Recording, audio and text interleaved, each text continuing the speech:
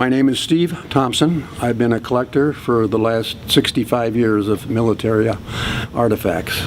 And I'm auctioning the entire collection off this weekend, and it's been online this week at www.donleyauctions.com. Tomorrow morning it goes live, but in the meantime you can place quotes by phone or by online or in person over the weekend. I want to show you some unique items. This one right here I think is one of a kind. That's cut from the wing of a German Hinkel 111 bomber. We had strafed that airfield and all these bombers were destroyed. They would then send Army intelligence in to search through these planes for codes and books and things of that nature. One of the engineers involved, the Army engineer, thought this would be a great souvenir.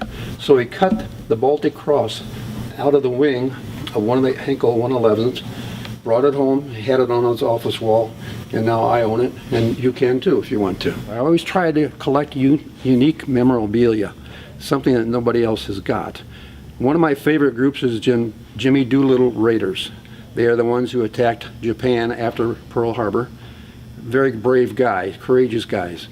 I've gone to several reunions, and I met an individual, particularly one that I remember, named Nolan Herndon, who was a navigator on plane number 8.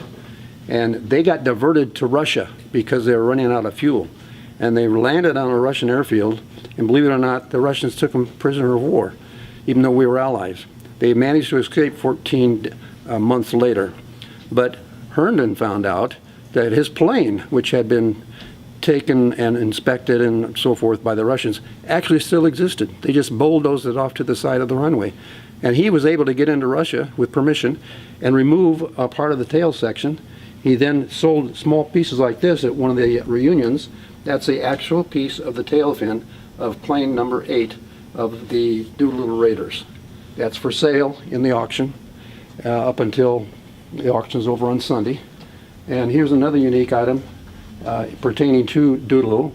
This is a poster picture from one of the reunions.